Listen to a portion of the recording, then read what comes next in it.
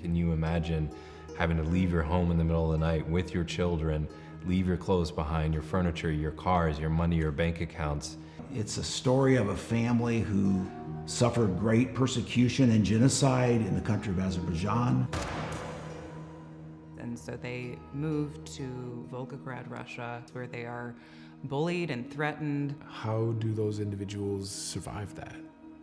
When you don't have a home, you're not welcome anywhere. I want audiences to put themselves in their shoes. What would our lives be like if that had happened to us? My name is Petrosyan. This is my husband, Ivan Petrosyan, and this is my daughter, Julia Petrosyan Eliasson. The story of our life, I never thought that it would become a movie.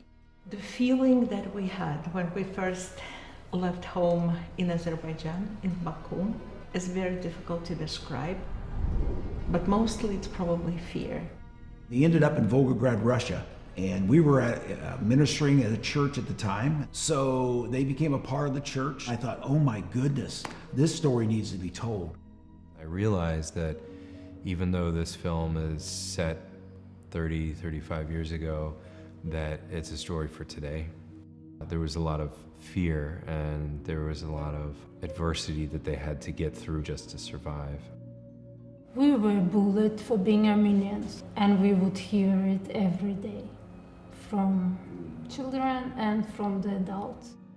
That sort of internal strength of really ignoring the hate and focusing on what matters, which is your family, is so important and so inspiring.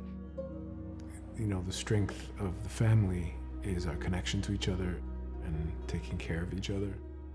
I think that is something that reaches across borders, it reaches across cultures, and affects each of us because we're all part of a family. After almost 1 year, hoping that the unrest will stop and the freedom will come, waiting for that moment that never happened. I just prayed days and nights, please God, can you just give me a heart full of love so I don't see any more anger, hate, humiliation. The role of faith in this film and the story is very interesting. They never really thought of religion as a part of their lives.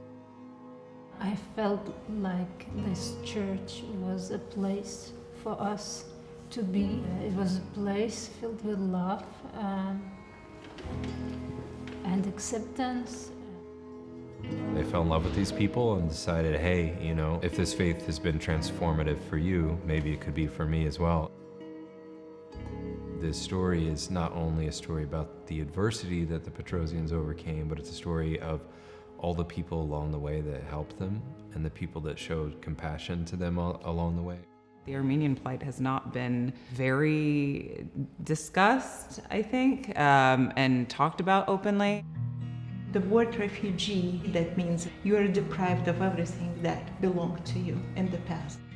That means you have to start doing all over again. This is a story that could be told now because we find ourselves in a time in the world where there are intense wars and conflicts happening all over the world.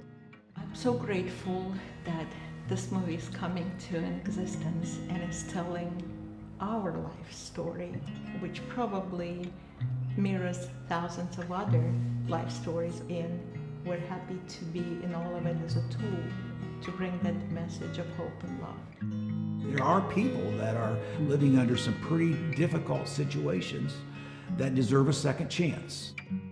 Not only is it a film of survival and triumph and adversity against all odds, but it's a film about compassion for others who are going through something different than you are.